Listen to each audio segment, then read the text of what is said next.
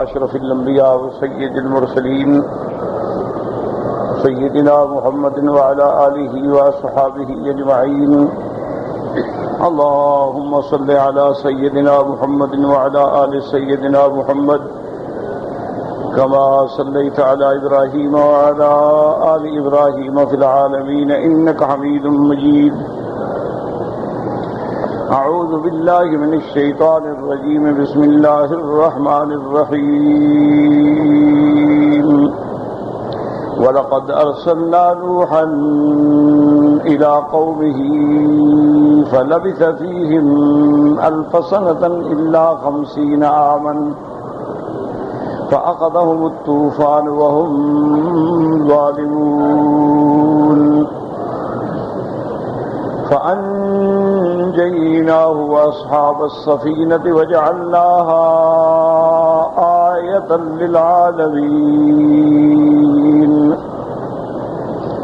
قال المؤلف والمفسر رحمه الله تعالى أدام النفع بعلومه وعلومكم في الدارين آمين إلى أن قال ولهذا قال تعالى فلبث فيهم 1000 سنة إلا 50 عاما فأخذهم الطوفان وهم ظالمون، أي بعد هذه المدة الطويلة ما نجا فيهم البلاغ والإنذار.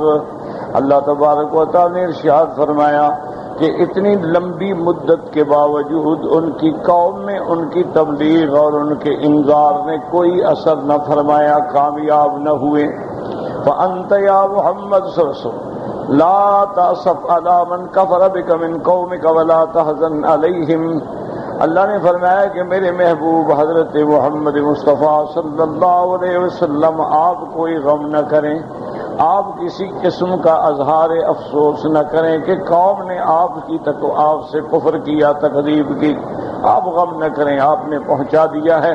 انما علیک البلاغ، آپ کی ذمہ داری تھی کہ آپ پیغام پہنچا دیں، آپ نے پہنچا دیا. فإن الله يهدي من يشاء ويضل من يشاء وبيده الأمر وإليه ترجع الأمور. اللہ تبارک و تعالی جس کو چاہیں ہدایت دیں اور جس کو چاہیں گمراہ فرما دیں، اسی کے ہاتھ میں سب کی تقدیر ہے اور اسی کی طرف سب نے لوٹ جانا ہے. آپ کے ذمے پیغام پہنچانا ہے، آپ کے ذمے فرائض رسالت کی ادائیگی ہے اور آپ نے اپنا حق ادا کر دیا ہے. باقی ہدایت یہ اللہ کے ہاتھ میں. اچھا، اللہ کسی کو ہدایت دیتے ہیں، وہ جانتے ہیں کہ یہ ہدایت کا حقدار ہے، اور اگر اللہ کسی کو ہدایت نہیں دیتے تو جانتے ہیں کہ یہ شقی ہے، یہ بدبخت ہے. ان الذين حقت عليهم كلمة ربك لا يؤمنون ولو جاءتهم كل آية. اللہ نے فرمایا اللہ کا فیصلہ حق ہے، اللہ کا فیصلہ ہر حال میں پورا ہوگا. جن کے لیے اللہ نے لکھ دیا وہ ایمان نہیں لے آئیں گے، چاہے آپ کتنی معجزات لے کے آئیں، کتنی آیات لے کے آئیں، کتنی نشانیاں لے کے آئیں. جن کے مہر لگ چکی ہے، ختم اللہ علی قلوبہم وعلی سمعہم وعلی ابصارہم غشاوۃ ولہم عذاب عظیم. آپ دیکھیں کہ لوگ حبش سے آئے، فارس سے آئے، دور سے آئے، آگے مسلمان ہو کے مقام صحابیت کو پہنچے، اور مکے کے رہنے والے جن کے سامنے میرے مدنی کی ولادت ہے، میرے مدنی کی حیات طیبہ ہے، میرے مدنی کی جوانی ہے، شباب ہے، آپ کی دعوت ہے، وہ مسلمان نہ ہو. یہ اللہ کے ہاتھ میں ہے، وہ جس کو چاہیں ہدایت دیں اور جس کو چاہیں. اسی لیے میرے محبوب ہمیشہ دعا مانگتے تھے تاکہ امت کو سبق ملے. اللہم یا مقلب القلوب والابصار ثبت قلوبنا علی دینک، کہ اے دلوں کے پھیرنے والے ہمارے دلوں کو دین پہ جما دے، کیونکہ دل اللہ کے ہاتھ میں ہیں. القلوب بین اصابع الرحمن یقلبها کیف یشاء ویصرفها کیف یشاء. حضور نے فرمایا کہ دل جو ہیں وہ اللہ کی قدرت کی انگلیوں میں ہیں، جس کو جدھر چاہیں موڑ دیں، جدھر چاہیں ہدایت دینے. اللہ تبارک و تعالی ہدایت دینے پہ آئیں تو ایک جاہل کو بھی ہدایت مل جاتی ہے، اور اللہ تبارک و تعالی محروم فرمائیں تو 1000 ڈگریاں ہوں، تعلیم ہو، لیکن بندہ محروم ہدایت ہو جاتا. اسی لیے امام راضی نے ایک واقعہ لکھا ہے وہ فرماتے ہیں کہ میں ایک دن دلائل توحید پر قرآن کی آیات کو جمع کر رہا تھا، تو فرماتے ہیں کہ میں نے تقریباً 300 سے زیادہ آیات جمع کی، اور پھر ان پر مشرکین کے اعتراضات، ان کے جوابات، ان کا رد، یہ سارا سوچتا رہا۔ مان میرے دماغ میں خیال آیا کہ ایک عام آدمی بیچارہ توحید کیسے سمجھے؟ یہ تو میرا حال ہے کہ میں یہ رات کو جاگ رہا ہوں اور آیات جمع کر رہا ہوں، دلائل جمع کر رہا ہوں، لیکن یہ ظاہر ہے عام آدمی ہے، اس بیچارے کو کیا پتا ہے؟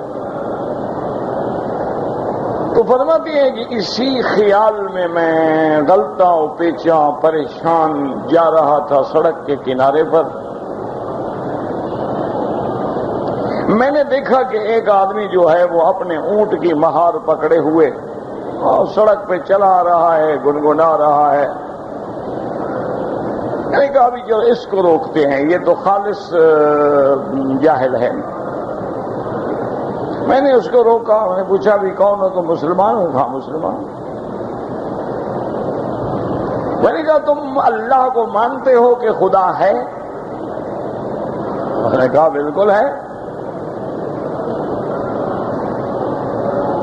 میں نے کہا بابا دیکھو خدا ہے، تمہارے پاس کیا دلیل ہے کہ خدا ہے؟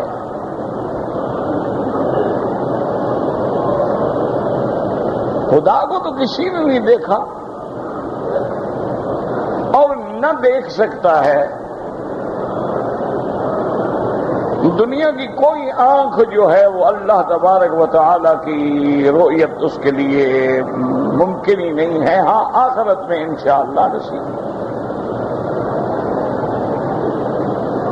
میں نے کہا جب اللہ کا ہم دیکھ نہیں سکتے ہیں، تم کہتے ہو خدا ہے، بھئی تمہارے پاس کیا دلیل ہے کہ خدا ہے؟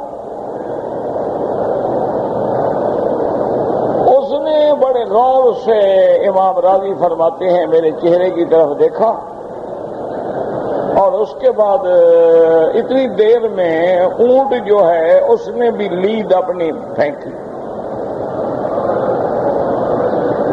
تو مجھے کہنے لگا کہ دیکھو مولوی صاحب، داڑھی والے تھے نا، اس کو پتا تو نہیں کہ یہ تو راضی امام المعقولات ہے۔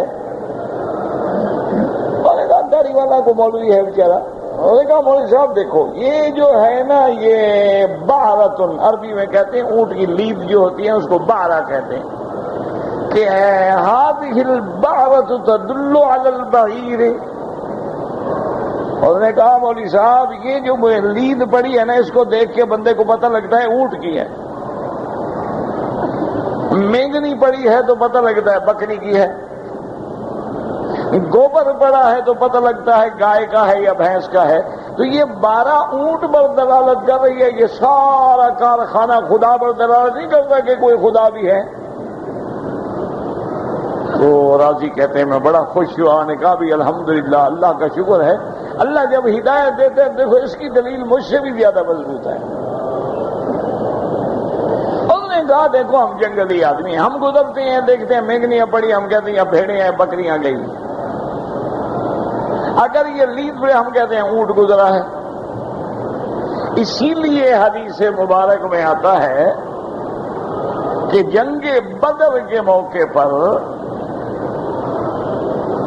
جب ان لوگوں نے تلاش و جستجو کی تو ان کی تلاش و جستجو میں بھی ایک بات شامل تھی کہ بھئی پانی کے کنارے پہ دیکھو جہاں اونٹوں کو بٹھایا جاتا ہے وہاں لید پڑی ہوگی، اور لید کو توڑ کے دیکھو، اگر اس میں کھجور کی گٹھلیاں ہیں تو معلوم ہوتا ہے یہ اونٹ جو ہیں مدینے کے ہیں۔ وہاں کے لوگ جو ہیں اونٹوں کو کھلاتے ہیں، کھجور زیادہ ہوتی ہے۔ تو اسی طرح آدمی جو ہے اگر ایک چھوٹی سی چیز جو ہے ایک بڑے حیوان پہ دلالت کر رہی ہے، تو یہ سارا نظام عالم جو ہے، آسمان ہے، زمین ہے، سورج ہے، چاند ہے، تارے ہیں، لیل و نہار کا نظام ہے، گردش لیل و نہار ہے، اور کبھی ستارے چمک رہے ہیں، کبھی غائب ہو گئے ہیں، ہر چیز ایک اپنے لگے بندے نظام پہ چل رہی ہے، مجال ہے کہ اپنے محور سے ادھر ادھر ہو جائے۔ تو یہ بغیر چلانے والے کے چل رہی ہے۔ اس لیے ہمیشہ یاد رکھیں کہ علماء کہتے ہیں کہ توحید جو ہے یہ عقیدہ فطرت ہے، اس کا تعلق فطرت انسانی سے ہے، کسی علم سے ہے ہی نہیں۔ یعنی آج بھی اگر ایک بچہ پیدا ہو اور اس کو ماں ایک غار میں چھوڑ دے، اس کو کوئی بندہ بھی نہ ملے،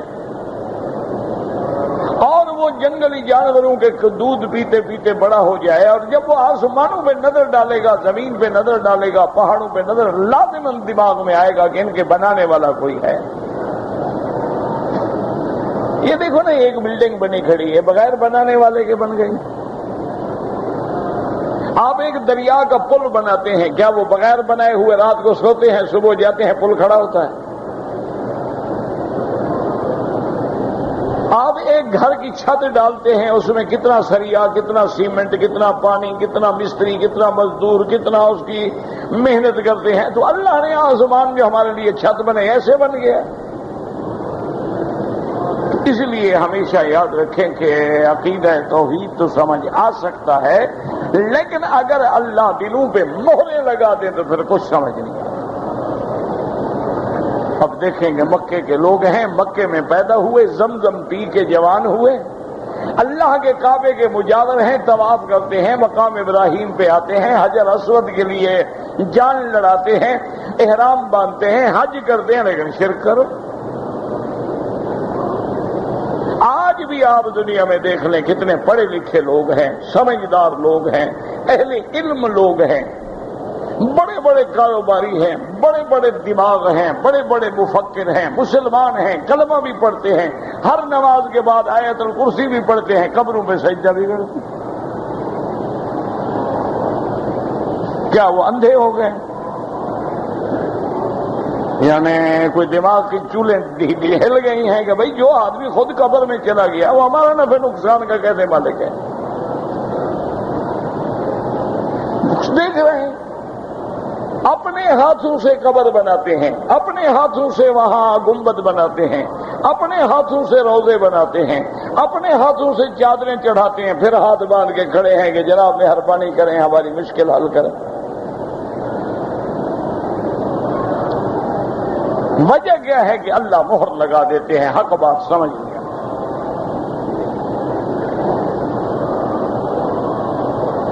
تو اس لیے اللہ نے فرمایا کہ میرے محبوب آپ غم نہ کریں۔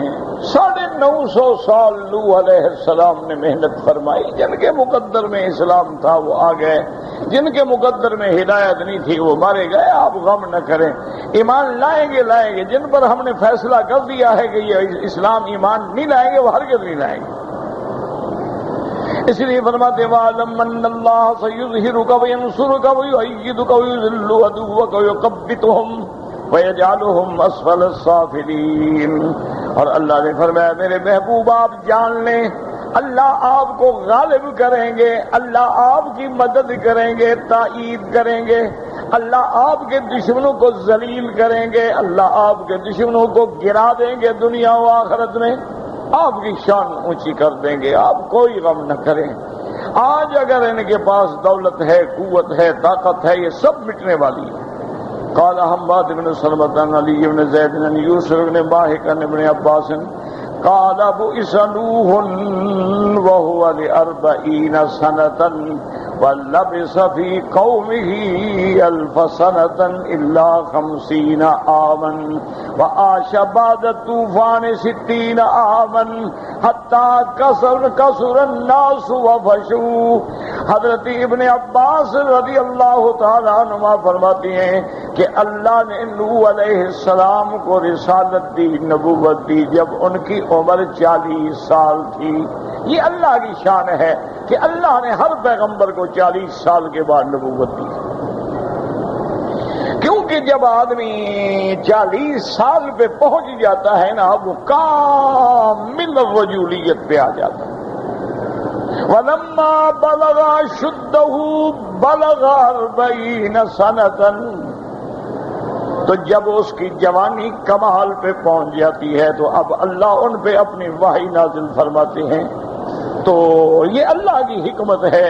اسی لیے بہت سارے علماء جو ہیں وہ کہتے ہیں کہ ان چیزوں میں کوئی رب کی حکمتیں ضرور ہیں کہ نبوت ملے تو 40 سال کے بعد، اور اللہ موسیٰ علیہ السلام کو طور پہ بٹھائیں تو 40 دن 40 راتیں، فَتَمَّ مِيقَاتُ رَبِّهِ 40 لَيْلَةً۔ اور اسی طرح حدیث میں ہے کہ جو 40 حدیثیں یاد کر لے اللہ اس کو علماء کی صف میں شمار فرمائیں گے، تو وہاں بھی 40 ہے۔ اور علماء نے لکھا کہ جب بندہ پیدا ہوتا ہے تو اس کے جو مدارج ہیں، اتوار ہیں، ان میں بھی 40 دن کا فرق ہے۔ ثم خلقنا النطفة علقة فخلقنا العلقة مضغة فخلقنا المضغة عظاما فكسونا العظام لحما ثم انشأناه خلقا آخر فتبارك الله احسن الخالقين۔ نطفہ، علقہ، مضغہ سب 40 دن۔ تو اس وجہ سے بعض علماء فرماتے ہیں کہ اگر 40 دن کسی بات پہ محنت کی جائے تو تبدیلی آئے گی۔ اگر 40 دن وہ دین میں لگائے گا، نماز میں لگائے گا، عبادت میں لگائے گا، دعوت میں لگائے گا، تو لازم اللہ اس کو تبدیل فرمائیں گے کہ اس میں کوئی حکمت ضرور ہے۔ اس لیے فرماتی ہیں حضرت ابن عباس کی بُعِثَ نُوحٌ وَهُوَ لِأَرْبَعِينَ سَنَةً، حضرت نوح علیہ السلام کو جب اللہ نے تاج نبوت پہنایا تو آپ کی عمر 40 سال تھی۔ وَلَبِثَ فِي قَوْمِهِ 1000 سَنَةً إِلَّا 50 عَامًا، اور اپنی قوم میں آپ نے جو دعوت میں مدت گزاری وہ 950 سال ہے۔ وَعَاشَ بَعْدَ الطُّوفَانِ 60 عَامًا، اور طوفان آنے کے بعد بھی آپ 60 سال تک زندہ رہے۔ حتیٰ کثر الناس وفشوا، جب لوگ بڑھ گئے، آبادی بڑھ گئی، پھر حضرت کی وفات ہوئی۔ وقال قتادہ يقال ان عمره كله 1000 سنة الا 50 عاما لبث فيهم قبل ان يدعوهم 300 سنة ودعاهم 300 سنة ولبث بعد الطوفان 300 سنة و50 عاما وهذا قول غریب۔ اور حضرت قتادہ فرماتے ہیں کہ آپ کی عمر 1000 سال مگر 50 یعنی 950 سال، آپ ان میں 300 سال رہے، ان کو 300 سال تک دین کی دعوت دی، اور طوفان کے بعد بھی 300 سال زندہ رہے۔ لیکن یہ قول غریب ہے، پہلی قول جو ہے وہ زیادہ بہتر۔ وظاہر السیاق من الآیۃ انہ مکث فی قوم یدعوہم الی اللہ 1000 سنة الا 50 عاما۔ وقال عون بن ابی شداد ان اللہ تعالی ارسل نوحا الى قومه وهو ابن 50 و300 سنة فدعاهم 1000 سنة الا 50 عاما ثم عاش بعد ذلك 350 سنة وهذا ايضا غریب۔ اور بعض علماء نے فرمایا کہ اللہ نے نوح علیہ السلام کو بھیجا، اس وقت ان کی عمر 350 سال تھی، 950 سال آپ نے دعوت دی، اس کے بعد بھی 350 سال زندہ۔ لیکن یہ قول بھی غریب ہے۔ اصل قول وہی ہے جو حضرت ابن عباس کا ہے کہ حضرت نوح علیہ السلام کو 40 سال کے بعد نبوت ملی، 950 سال آپ نے دعوت دی، 60 سال آپ بعد میں زندہ رہے۔ اسی لیے مفسر فرماتے ہیں روایت ابن جریر وقول ابن عباس اقرب واللہ تعالی عالم، کہ حضرت ابن عباس کا قول جو ہے وہ زیادہ صحیح ہے۔ وقال الثوری عن سلمة بن قہیل مجاہد قال لي ابن عمر رضی اللہ عنہما کم لبث نوح فی قومه قال قلت ارسل الا 50 عاما قال فإن الناس يزالوا في نقصان من اعمارهم واحلام واخلام الى يومك هذا۔ حضرت مجاہد فرماتی ہیں کہ حضرت ابن عمر رضی اللہ تعالیٰ عنہما نے مجھ سے پوچھا کہ کم لبث نوح فی قومه، حضرت نوح علیہ السلام اپنی قوم میں کتنی مدت تک رہے؟ تو میں نے بتایا کہ 950 سال. آپ نے فرمایا پھر اس کے بعد اللہ کی حکمت ہے کہ عمر گھٹتی گئی حتیٰ کہ حضور کے زمانے میں جو آمار ہیں ما بین 60 و 70، حضور نے فرمایا کہ اکثر و آمار امتی، میری امت کی اکثر عمر جو ہے وہ 60 اور 70 کے درمیان ہوگی. بہت تھوڑے ہوں گے جو بڑھ جائیں گے. لوگ 80 پہ بھی چلے جاتے ہیں، 100 پہ بھی چلے جاتے ہیں، 100 سے زیادہ بھی ہو جاتے. حضرت انس 120 سال کی عمر ہو گئی. حضور صلی اللہ علیہ وسلم کی دعا مبارک بھی تھی. وَقَوْلُهُ تَبَارَكَ وَتَعَالَى فَأَنجَيْنَاهُ وَأَصْحَابَ السَّفِينَةِ. اللہ فرماتے ہیں کہ ہم نے نوح علیہ السلام کو نجات دی، ہم نے ان کو عذاب سے بچایا اور اصحاب سفینہ جو کشتی میں سوار تھے. اے الذین آمنوا بنوح علیہ السلام، جو لوگ حضرت نوح پر ایمان لے آئے وہ حضرت کے ساتھ کشتی میں سوار تھے. وقد تقدم ذکر ذلک مفصلا فی سورۃ ہود. اب مفسر فرماتے ہیں کہ آپ سورۃ ہود میں پڑھ چکے ہیں یہ واقعہ بڑی تفصیل سے. وتقدم تفسیر باغنان یادتی، دوبارہ تفسیر بیان کرنے کی ضرورت بھی نہیں ہے.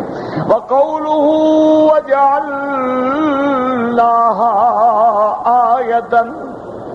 وجعلناها آیۃ للعالمین. اے وجعلنا تلک السفینۃ باقیۃ معینہا. اللہ فرماتے ہیں کہ ہم نے آپ کی کشتی کو یا آپ کے کشتی کے ذکر کو نشانی بنا دیا ہے کہ لوگ قیامت تک ذکر کریں گے، اور جب تک کشتی رہی لوگ دیکھتے بھی رہے. وہ بھی اللہ کی قدرتوں کی ایک نشانی تھی. کما قال قتادہ ان بکدی لا اول السلام لا جبل جودی او نوحا جعل الناس من نعمه الخلق کیف انجاهم من الطوفان. حضرت قتادہ فرماتے ہیں کہ وہ کشتی جو ہے جبل جودی پر اسلام کے ابتدائی دور تک باقی رہی. لیکن بعض علماء فرماتے ہیں کشتی باقی رہے یا نہ رہے، کشتی کا ذکر باقی رہا، وہ واقعہ باقی رہا، وہ عبرت باقی رہی قیامت تک کہ اللہ نے اپنے بندوں پہ کیسے انعام فرمایا، کس طرح اللہ تبارک و تعالی نے اپنے بندوں کو نجات دی. کما قال تعالی وآیۃ لہم انا حملنا ذریتهم فی الفلک المشحون وخلقنا لهم من مثلہ ما یرکبون. اور اسی طرح فرماتے ہیں متاعا الی حین. اور دوسری جگہ اللہ فرماتے ہیں انا لما طغى الماء حملناکم فی الجاریہ لنجعلها لکم تذکرۃ وتعیہا اذن واعیہ. اور یہاں اللہ نے فرمایا فانجیناہ واصحاب السفینۃ وجعلناها آیۃ للعالمین. وهذا من باب التدریج من الشخص الى الجنس كقوله تعالی وزينا السماء الدنيا بمصابيح وجعلناها رجوما للشياطين اي وجعلنا نوءها رجوما فان التي يرمى بها ليس بزينة للسماء فانجیناہ واصحاب السفینۃ وجعلناها.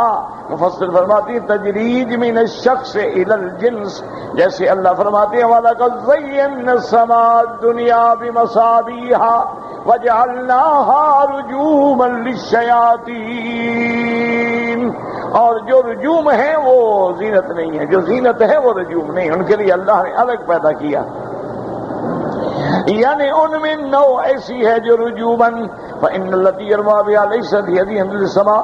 وقال تعالى وَلَقَدْ خَلَقْنَا الْإِنسَانَ مِنْ سُلَالَةٍ مِنْ طِينٍ ثُمَّ جَعَلْنَاهُ نُطْفَةً فِي قَرَارٍ مَكِينٍ.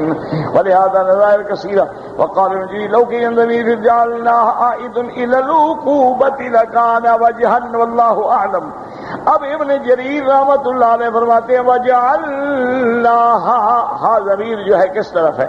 یا تو کشتی کی طرف ہے، یا بعض علماء فرماتے ہیں وجعلناها یعنی عقوبتاً، وہ عذاب جو ہم نے ان کو دیا ہے، تو اس کا ضمیر اس طرف بھی ہو سکتا ہے. یعنی یہ بھی ایک قول ہے.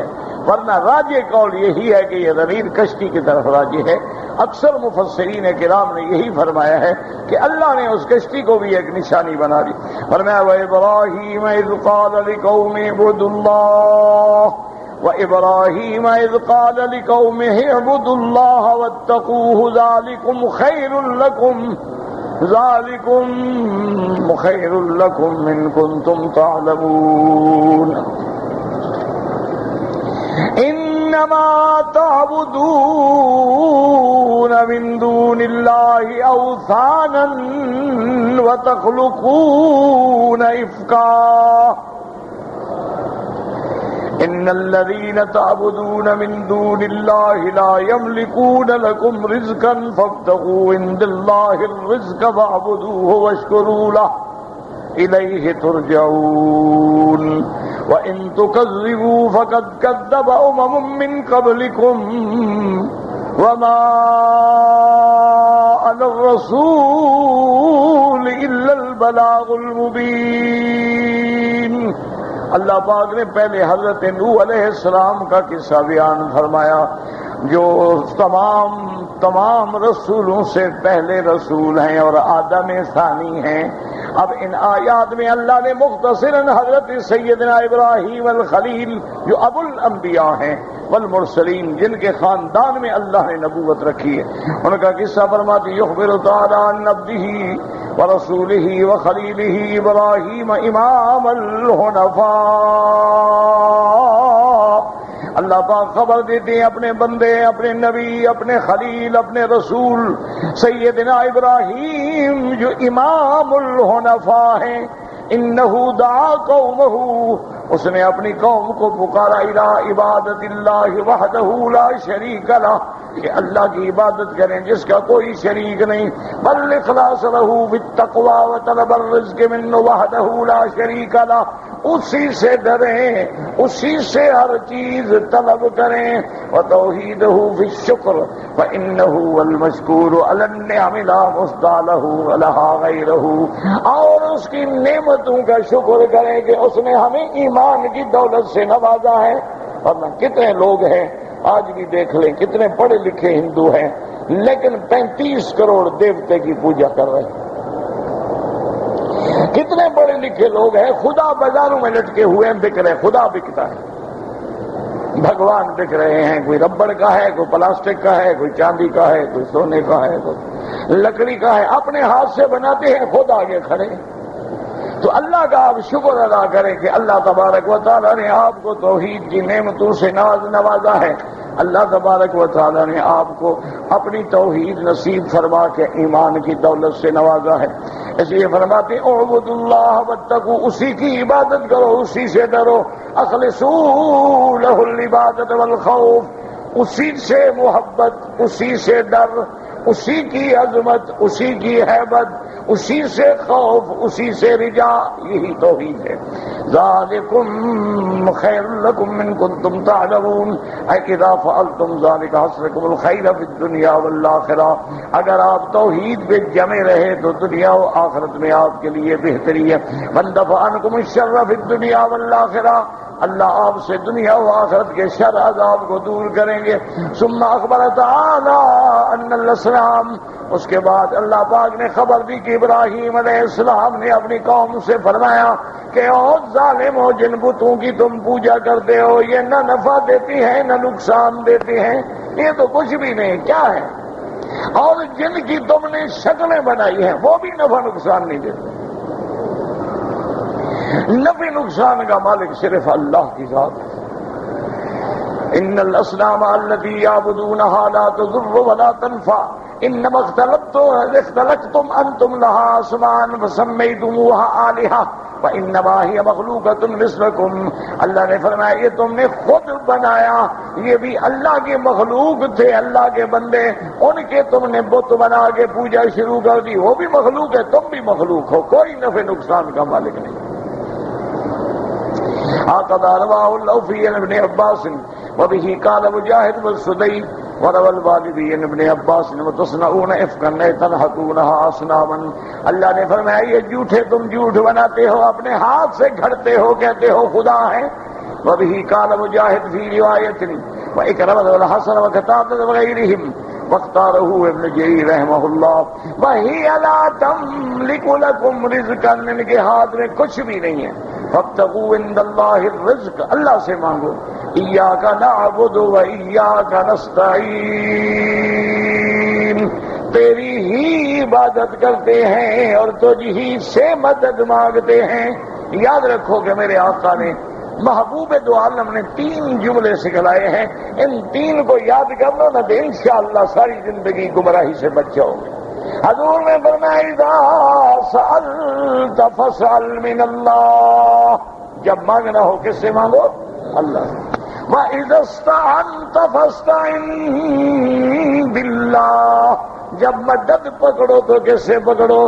وَإِذَا تَوَكَّلْتَ فَتَوَكَّلْ عَلَى اللَّهِ، اور جب سہارا کرو تو کس کا کرو؟ بس ان 3 جملوں میں سارا دین ہے کہ مانگنا ہے تو اسی سے مانگو، مدد پکڑو تو اسی سے مدد پکڑو، اور بھروسہ کرنا ہے تو اسی پہ کرو. اسی کے اندر دین ہے اور اسی کے اندر سب کچھ ہے. اور اس کے بعد فرماتے ہیں مفسر رحمۃ اللہ تبارک و تعالی یا رب ابن لی عندک بیتا فی الجنہ، بی بی آسیہ نے اسی سے مانگا. فابتغوا عند اللہ الرزق، اے لا عند غیرہ، اس کے سوا کسی کے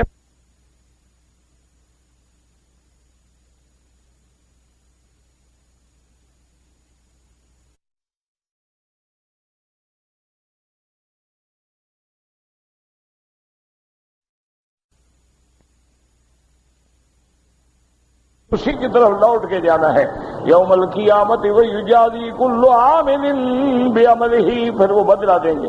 وَإِن تُكَذِّبُوا فَقَدْ كَذَّبَ أُمَمٌ مِّن قَبْلِكُمْ وَمَا عَلَى الرَّسُولِ إِلَّا الْبَلَاغُ الْمُبِينُ. اگر تم جھٹلاؤ گے، تم سے پہلے بھی لوگوں نے جھٹلایا ہے، پیغمبر کے ذمہ دین پہنچانا ہے. نہ مانو تمہاری مرضی ہے، پھر فیصلہ اللہ کریں. وَإِن تُكَذِّبُوا فَقَدْ كَذَّبَ أُمَمٌ مِّن قَبْلِكُمْ أَيْ فَبَلَغَكُمْ مَا حَلَّ بِهِمْ مِنَ الْعَذَابِ وَالنَّكَالِ فِيمَا مُخَالِفَةِ الرُّسُلِ، اور تمہیں پتہ چل چکا ہے کہ پہلے جو نبی گزرے ان کی قوموں نے تکذیب کی تو اللہ نے ان کو کیسے پکڑا ہے. وَمَا عَلَى الرَّسُولِ إِلَّا الْبَلَاغُ الْمُبِينُ أي إنما على الرسول أن يبلغكم ما أمره الله تعالى به من الرسالة، پیغمبر کے ذمہ یہ ہے کہ جو اللہ حکم دے وہ اپنی امت کو پہنچا دے. واللہ يضل من يشاء ويهدي من يشاء، اللہ جس کو چاہے گمراہ کریں، جس کو چاہے ہدایت دیں. فَرَسُولِ أَنفُسِكُمْ مَنْ تَكُونُوا مِنَ الشُّهَدَاء، کوشش کرو کہ اللہ تمہیں سعید لوگوں میں بنائیں. وَإِن تُكَذِّبُوا فَقَدْ كَذَّبَ أُمَمٌ مِّن قَبْلِكُمْ يُعَذِّرُونَ نَبِيَّهُ، اللہ اپنے پیغمبر کو تسلی دیتے ہیں کہ آپ غم نہ کریں. اگر آپ کی تکذیب کریں، آپ سے پہلے بھی لوگوں نے تکذیب کی ہے. يَقْتَضِي أَنَّهُ قَدْ انْقَطَعَ الْكَلَامُ الْأَوَّلُ وَاعْتَرَضَ بِهَذَا إِلَىٰ قَوْلِهِ فَمَا كَانَ جَوَابَ قَوْمِهِ وَهَكَذَا نَصَّ عَلَىٰ ذَلِكَ ابْنُ جَرِيرٍ أيضًا. وَالظَّاهِرُ مِنَ السِّيَاقِ أَنَّ كُلَّ هَٰذَا مِنْ كَلَامِ إِبْرَاهِيمَ الْخَلِيلِ عَلَيْهِ السَّلَامُ يَحْتَجُّ عَلَيْهِمْ لِإِثْبَاتِ الْوَعْدِ لِقَوْلِهِ بَعْدَ هَٰذَا كُلِّهِ وَمَا كَانَ جَوَابَ قَوْمِهِ إِلَىٰ آخِرِ الْآيَةِ وَاللَّهُ أَعْلَمُ.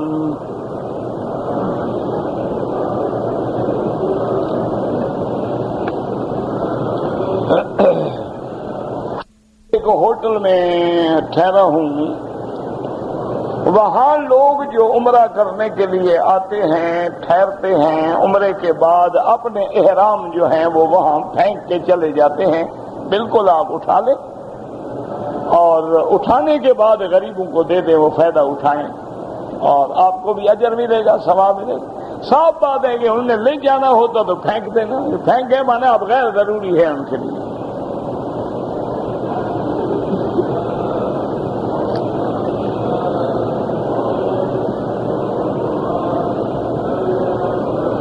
کہتے جی کہ طوفان اگر ایک علاقے میں آیا تھا تو باقی علاقوں کے لوگ تو زندہ رہے تو نوح کیسے آدم ثانی بنے؟ اس میں باقی علاقوں میں لوگ کتنے رہتے تھے؟ آپ مجھے یہ بتا دیں اور آپ کے سوال کا جواب میں بتا دوں. باقی علاقے میں جو قومیں رہتی تھیں ان کا عدد آپ بتا دیں، کون کون رہتا تھا؟ اس زمانے میں کتنی آبادی تھی اور کس کس ملک کی آبادی تھی اور کون کون سا ملک تھا اس وقت؟ باقی زمین خالی پڑی تھی، وہی علاقہ آباد تھا جہاں نوح تھے.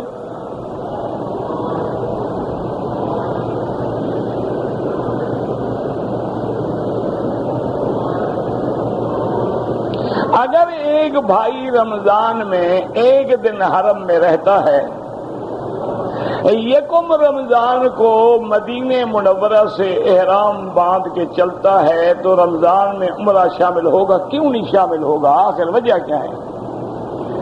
رمضان میں جو عمرہ کر رہا ہے تو شامل کیوں نہیں ہوگا؟ عجیب بات ہے، عجیب منطق ہے. بھائی مدینہ منورہ میقات ہے، یکم رمضان ہو یا 2 رمضان ہو، جب اس نے احرام باندھ کے عمرہ کیا تو گویا اس نے رمضان میں عمرہ کیا.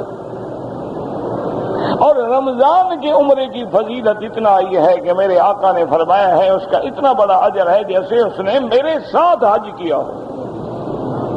اتنی بڑی فضیلت ہے. اللہ نصیب فرما دے. اخلاص ہو، خالص اللہ کے لیے ہو، ریا بھی نہ ہو، شہرت بھی نہ ہو، دکھلاوا بھی نہ ہو کہ فلاں آدمی نے اتنے عمرے کیے اور فلاں نے اتنے عمرے کیے اور فلاں نے اتنے عمرے کیے. صرف اللہ کی رضا مقصود ہو اور پیسے بھی خالص حلال کے ہوں، احرام کی چادریں بھی حلال کی ہوں، رزق بھی حلال کا ہو. میقات سے احرام باندھ کے عمرہ کرے تو سبحان اللہ، رمضان کے عمرے کی تو بہت بڑی فضیلت ہے. اللہ آپ کو بھی ہمیں بھی نصیب فرمائے.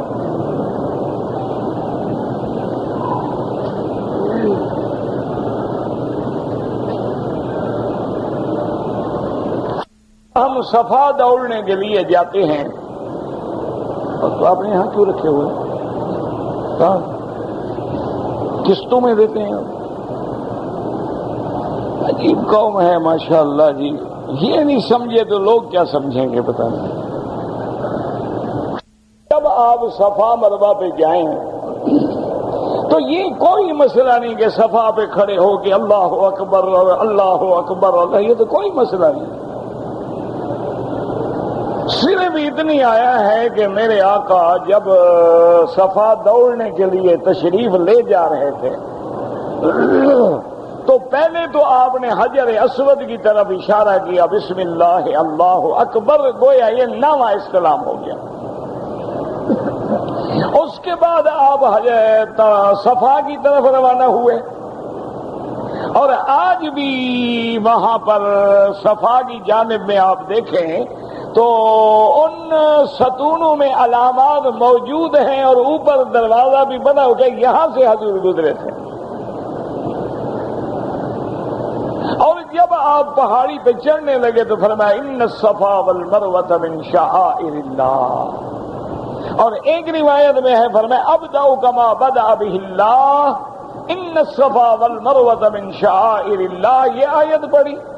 اور ایک روایت میں آتا ہے کہ آپ نے فرمایا لا الہ الا اللہ وحدہ صدق وعدہ نصر عبدہ اعز جندہ حزم الاحزاب وحدہ لا شیء قبلہ ولا شیء بعدہ لا الہ الا اللہ وحدہ لا شریک لہ لہ الملک ولہ الحمد یحیی ویمیت وہو علی کل شیء قدیر. اسی طرح صفا پہ کھڑے ہو کے دعا مانگیں تو یہ مقام بھی مستجاب الدعا ہے، یعنی دعا قبول ہوتی ہے. جتنی لمبی دعا مانگیں. اسی طرح پھر مروہ پہ پہنچے اور یہ اشارے کرنا اور اللہ اکبر اللہ، یہ تو کوئی حکم نہیں ہے، یہ تو لوگوں نے خود بنایا ہوا ہے ماشاءاللہ.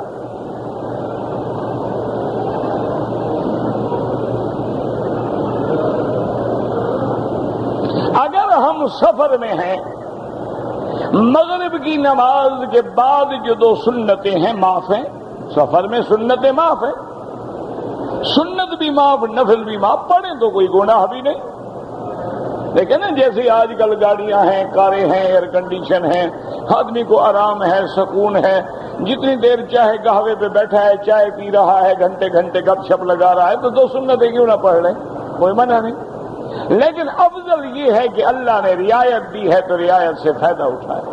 ہم کہاں ان کے اللہ کے حقوق پورے کر سکتے؟ تو جب اللہ خود رعایت دے رہے ہیں تو ہم رعایت سے فائدہ کیوں نہ اٹھائیں؟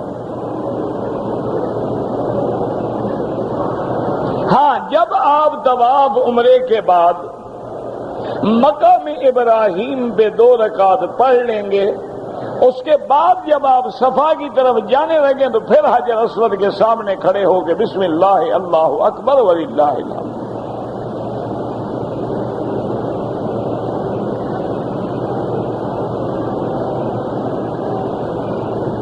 بہرحال میرا بھائی، شریعت میں، اسلام میں عورت کے لیے حکم ہے کہ سر سے لے کر پاؤں تک ذرے کے برابر بھی اس کا بدن ظاہر نہ ہو،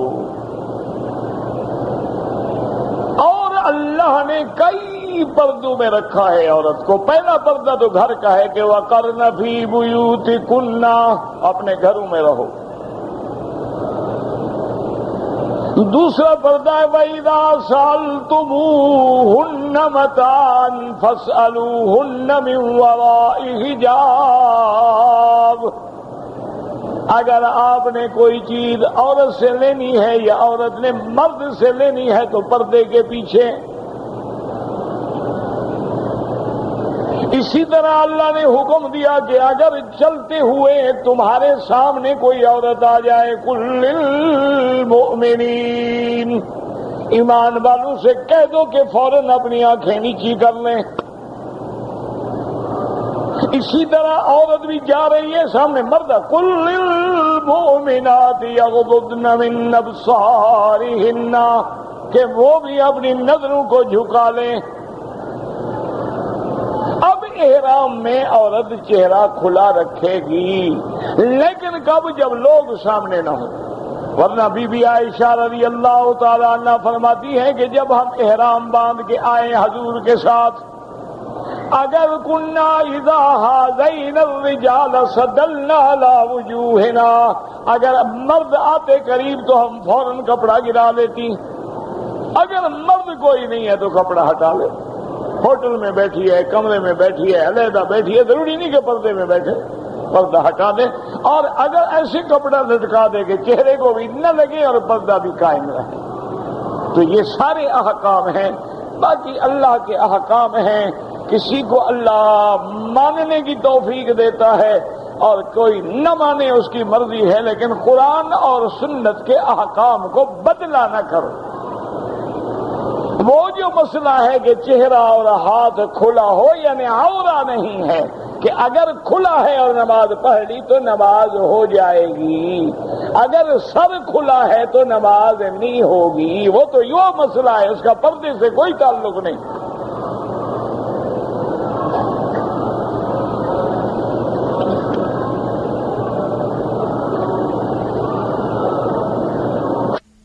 کہتے ہیں جی کہ میں ہر سال عمرہ کرتا ہوں اور میں شوال میں مدینے میں عید کر کے شوال میں مکے آتا ہوں، کوئی حج فرض نہیں ہے، حج زندگی میں ایک دفعہ فرض ہے، آپ حج کریں مرضی نہ کریں مرضی، کوئی پابندی نہیں۔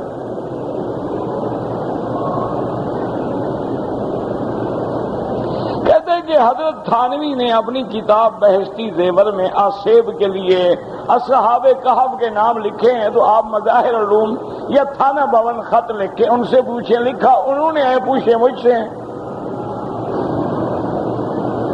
نہیں، انہوں نے اگر کتاب میں لکھا ہے تو یہ بھی لکھا ہے کہ ضرورت پڑے تو جواب مولوی مکی دے گا۔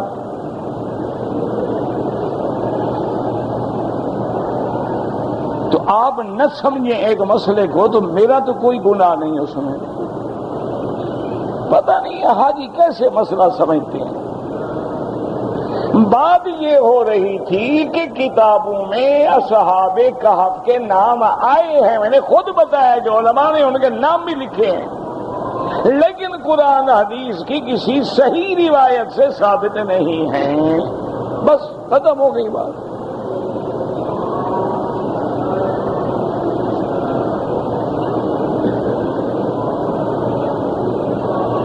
جو رمضان میں عمرہ کرے گا انشاءاللہ اس نے حضور کے ساتھ حج کیا، اگر جدے سے عمرہ کرے انشاءاللہ آپ امید یہی کریں گے اللہ اس کو بھی اجر دیں گے، لیکن اصل عمرہ میقات سے ہوتا ہے۔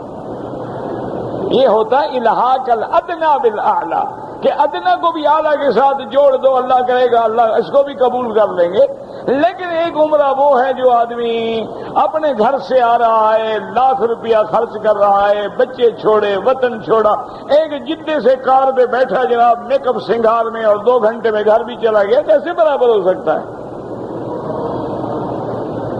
لیکن اللہ کی رحمت کی بہت بڑا دریا ہے، اس کی رحمت سے امید ہے کہ اللہ اس کو بھی قبول کر لے۔ اب دیکھیں نا کہ شہید تو وہ ہے جو کفر سے لڑتے ہوئے میدان جنگ میں مارا جائے، لیکن حدیث میں آتا ہے کہ پانی میں ڈوب کے مر جائے وہ بھی شہید ہے، دیوار کے نیچے دب کے مر گیا وہ بھی شہید ہے۔ تو وہ شہید کہاں اور یہ شہید کہاں؟ لیکن الحاق الادنی بالاعلی، جیسے کمزور چھکڑے کو طاقتور انجن کے ساتھ لگا لو تو کھینچ کے لے جاتا ہے نا، تو انشاءاللہ اللہ ہماری اس چھوٹی نیکی کو بھی قبول فرما لے۔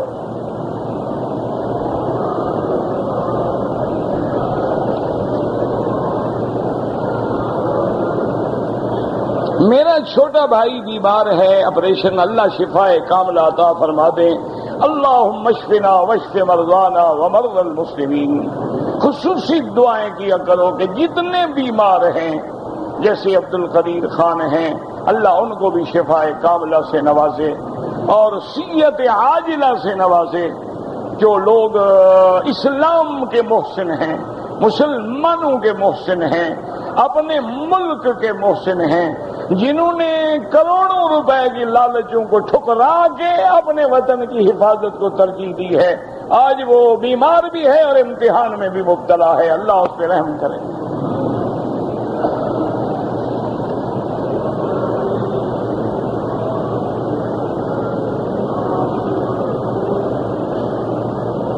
کہتے جی کہ ہمارے ملک میں ایک جماعت ہے، اسلام کے بھی دعوے کرتے ہیں لیکن کہتے ہیں چھوٹی سی داڑھی بھی کافی ہے۔ بہرحال میرا بھائی، ہم نے آپ کی جماعت کا کلمہ نہیں پڑھا، ہم نے کلمہ پڑھا ہے جس کا لا الہ الا اللہ محمد، تو محمد الرسول اللہ کی داڑھی سینے پہ تھی۔ اب کوئی مولوی کچھ کہتا ہے، کہتا رہے، ہمیں مولوی کے کہنے سے کیا ہوتا ہے؟ اور ائمہ اربعہ کا اس پہ اتفاق ہے، اور یاد رکھو چاروں امام جب متفق ہو جائیں تو معنی یہ ہے کہ ان کے پاس کبھی دلیل موجود ہے، ورنہ کبھی نہیں ہو سکتا کہ 4 امام ایک مسئلے پہ متفق ہوں اور دلیل نہ ہو حدیث سے، کہ ایک مشت داڑھی کا ہونا ضروری ہے۔ باقی آج کل تو مولوی بابا بہت ہیں، بینک کا سود بھی حلال کر دیا، انہوں نے کہا یہ تو سروس چارجز ہے۔ ایسے مولوی بھی تمہارے پاس موجود ہیں جو کہتے ہیں خنزیر کا گوشت حرام ہے، کہ اللہ نے قرآن میں فرمایا لحم الخنزیر، خنزیر کا گوشت، باقی ہڈیاں وڈیاں پاک ہیں، بال بھی پاک ہیں، چمڑا بھی پاک ہے، اسی لیے تو وہ برش بناتے ہیں دانتوں میں لگانے کا، وہ بھی خنزیر کے بالوں سے ہوتا ہے، اور داڑھی شیونگ کا جو قیمتی برش ہے وہ بھی خنزیر کے بالوں کا ہوتا ہے۔ جو سب سے مہنگا ہے نا وہ خنزیر کے بالوں کا ہوتا ہے۔ اللہ نے فرمایا تم میرے نبی کی سنت کے منکر ہو، میں بھی تمہارے چہرے پہ خنزیر پھرواتا رہوں گا، فکر نہ کرو۔ اس سے بڑی سزا کیا ہوگی؟ اچھا، اور کافر کتنا سمجھدار ہے، وہ چھپاتا نہیں، اوپر لکھا ہوتا ہے باقاعدہ، اس کے اوپر لکھا ہوتا ہے باقاعدہ، یہ بھی نہیں کہ چھپائے کہ جی مجھے پتہ نہیں لگا میں نے برش خرید لیا، نہیں، لکھا ہے باقاعدہ۔ جتنے آپ کے پاس یہ آتے ہیں نا جی، جو آج کل آپ بڑے شوق سے کھاتے ہیں، پیزا اور برگر اور میکڈونلڈ کے برگر، اور اس کے بعد جناب چیز کریم، یہ ساری ان میں انشاءاللہ ضرور کوئی نہ کوئی گڑبڑ ہوتی ہے۔ یہ جتنی آپ پیتے ہیں بپسی، کوکے موکے، یہ کوکا ہی ہے، یعنی اس نے لگنا ہے انشاءاللہ۔ تجربہ کریں آپ کہ آپ کا بچہ ہونا 1 سال کا ہے 2 سال کا، اس کو 2-3 دن بپسی پلاتے رہیں چمچے سے، پھر بوتل وہاں رکھے پہنچے گا وہیں. کیا وجہ ہے یار؟ زمزم کے لیے تو نہیں دوڑتا. اس میں مادہ ہے پیپسین کا. اور دشمن بڑا سمجھدار ہے. حجاج بن یوسف نے جب گورنر بنا نا بغداد کا، اس نے لوگوں سے پوچھا کہ یہاں کوئی اللہ والے بھی ہیں؟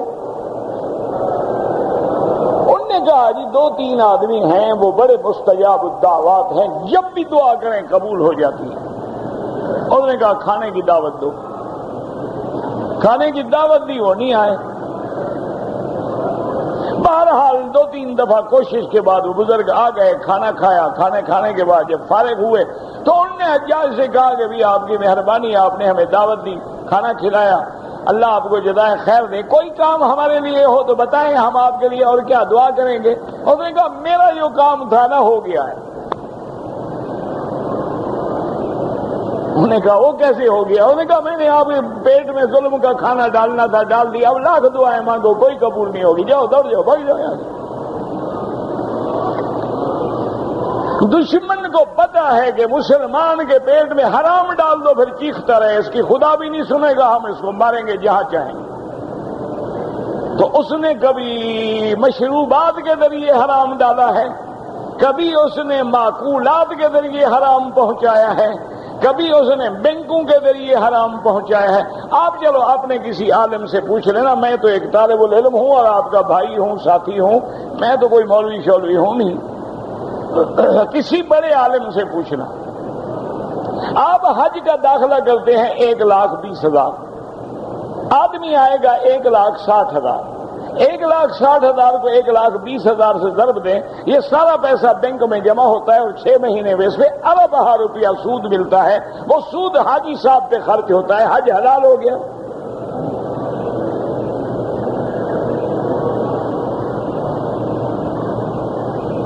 ٹھنڈے دل سے کسی عالم سے پوچھ لینا، مجھ سے نہیں. جس جماعت کا بھی ہو، دیوبندی ہو، بریلوی ہو، کوئی بلا ہو،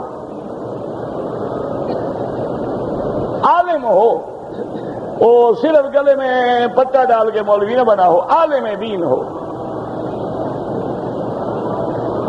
اور عالم کی نشانی میں تمہیں بتا دوں، تقریر کرنے والے عالم نہیں ہوتے. عالم وہ ہے جو مدرسے میں بیٹھ کے کتاب پڑھا رہا ہے. جس نے کبھی بخاری کھول کے بھی نہ دیکھی ہو وہ کون سا عالم ہے؟ ان کو تو نماز کے فرائض بھی نہیں آتے جو آپ کے بڑے بڑے تقریر والے لوگ ہیں. ان کو تو یہ بھی پتہ نہیں کہ غسل کے فرائض کیا ہیں. تقریر تو ماشاءاللہ دلیپ کمار بڑی اچھی کر لیتا ہے.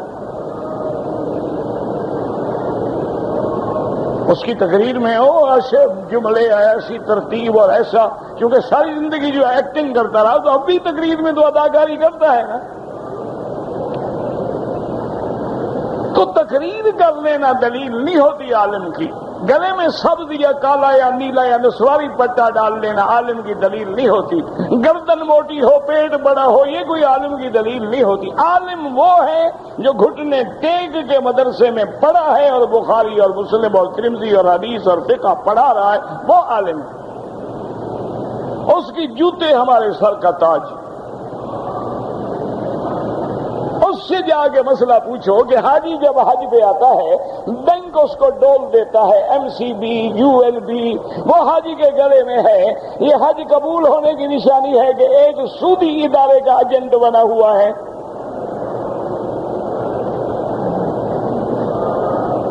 اگر برتن حرام ہو اندر زمزم ڈال دو تو پینا پاک ہے. ادھر آپ نے علماء سے پوچھ لینا، چاہے تمہارا اعتقاد جس عالم سے ہو، اس کے بعد جا کے ذرا مسئلہ پوچھ لینا. تو مطلب کیا نکلا کہ دشمن نے ایسی گیم کھیلی ہے کہ ہم حج کے آ کر بھی محروم ہیں. عرفات میں کھڑے ہیں، رو رہے ہیں، لیکن دعائیں قبول نہیں ہوتی. کتنی لوگ ہیں رات دن روتے، اللہ ہماری اولادوں کو فرما بردار بنا دے. مزدلفہ میں روتے ہیں، لیلۃ القدر میں روتے ہیں، عرفات میں روتے ہیں. وہاں بچ جاتے ہیں، اولاد اور زیادہ بے حیا ہو جاتی ہے. تو کوئی بیماری تو ہے نا، اس جراثیم کو پکڑے نا. بخار جو نہیں جا رہا، تو مانا یہ ہے کہ اندر کوئی انفیکشن ہے. جب تک آپ اس انفیکشن کو نہیں پکڑیں گے کہ گلے میں ہے، آنت میں ہے، جگر میں ہے، گردے میں ہے، کہاں ہے اور کون سا جراثیم ہے، کلچر کرائیں گے یہاں کون سا اینٹی بائیوٹک کام کرے گا، پھر دوا جا کے فائدہ دے گا. اپنے بھی تو کلچر کرائیں نا. اور حضور نے فرما دیا ہے مأکلہ حرام وملبسہ حرام ومشربہ حرام. کھانا حرام سے ہوگا، پینا حرام سے ہوگا، لباس حرام کا ہوگا. غذی بالحرام، حرام کھا کھا کے حضرت کی توند بڑی ہوئی ہے. حضور نے فرمایا بڑا روئے گا یا رب یا رب یا رب انا یستجاب لہ، اس کی دعا کہاں قبول ہوگی؟ تو حضور نے تو بتا دیا ہے کہ ابھی دعا قبول نہ ہونے کی وجہ کیا ہے؟ حرام. دعا قبول نہ ہونے کی وجہ کیا ہے؟ اکل حرام. اب خود فیصلہ کر لو کہ ہم کتنے ہیں جو حرام سے بچے ہوئے ہیں. ہم طواف کر رہے ہیں، حجر اسود پہ کھڑے ہیں، بسم اللہ اللہ اکبر، اور نظر عورت کے چہرے پہ ہے. یہ کون سا طواف ہے جناب؟ اس سے تو بہتر ہے کسی ستون کے پیچھے بیٹھ کے قرآن پڑھتے رہو. نہ جاؤ، نہ کرو طواف. ایک نفلی عبادت ہے، عورت کا دیکھنا حرام ہے. یہ کون سا طواف ہے کہ غیر عورتوں کو دیکھ رہے ہیں؟ ماشاءاللہ یار ہے تو بڑی خوبصورت، اور اچھا سبحان اللہ والحمد. یہ کون سا طواف ہے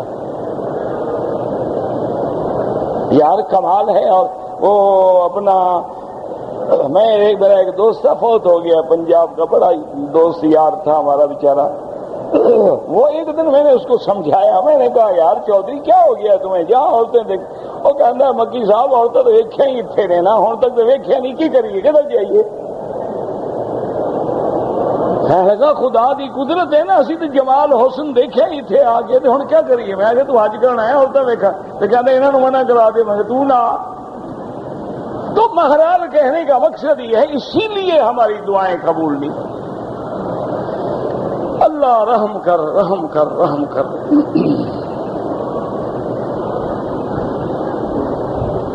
کہتے ہیں جی کہ رمضان شریف میں ہمارے ہاں جو حافظ آتے ہیں تراویح پڑھانے، رمضان میں تو داڑھی رکھ لیتے ہیں، بعد میں مڈا لیتے ہیں.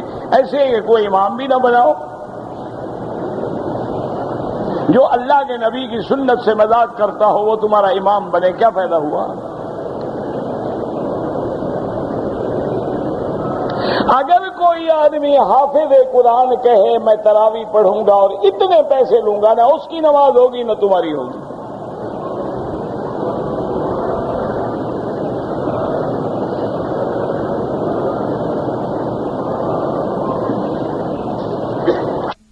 تو کوئی کام تم بھی کیا کرو نا. لوگوں کو کہا بھی صفے ملاؤ، صفے ملاؤ، خالی جگہ پر کرو. کوئی سب مل کے کام کریں گے، دین کا کام ہوگا. اگر ایک آدمی عمرہ کرنے کے بعد اپنے سر پہ خود اس طرح پھیر دے، بالکل جائز ہے.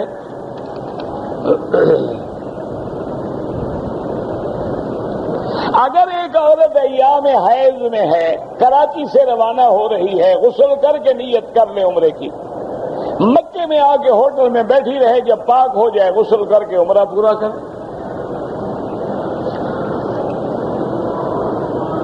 عمرے کے بعد عورتوں کے بال اکٹھے کر کے جہاں انتہا ہو وہاں ایک پور کے برابر کاٹ لیں. اگر کوئی آدمی مر گئے ہیں، آپ اپنے لیے عمرہ کریں، ان کے لیے دعا کریں، اللہ ثواب دیں گے. اگر امام نماز پڑھاتا ہے اور تنخواہ لیتا ہے وہ جائز ہے، کیونکہ آج کل بیت المال تو ہے نہیں، اور امام کو تنخواہ نہیں دو گے تو کہاں سے کھائے گا؟ پھر انشاءاللہ وہ بھی 11ویں منوائے گا. مولوی بھوکا نہیں مرتا، فکر نہ کرو. تم اس کو تنخواہ نہ دو، 11ویں شریف، پھر 12ویں شریف، پھر کل شریف، جمعرات شریف، 40واں شریف، اتنے میں کوئی اور شریف بھی مر جائے گا انشاءاللہ. مولوی کی روٹی چلتی رہے گی. تنخواہ دو گے تو کیوں 11ویں منائے گا؟ دعا جب بھی مانگے سیدھی اللہ سے مانگے. دعا ہاتھ اٹھا کے بھی جائز ہے، بغیر اٹھا کے بھی جائز ہے، جماعت میں بھی جائز ہے، اکیلے بھی جائز ہے.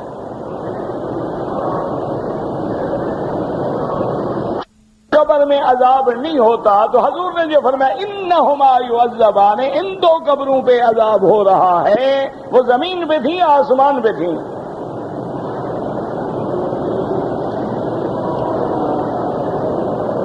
ویسے دعا کرو اللہ کرے عذاب نہ ہو. حضرت خدیجہ رضی اللہ تعالی عنہا کا نماز جنازہ بالکل نبوت آ چکی تھی، سب کچھ آ چکا تھا.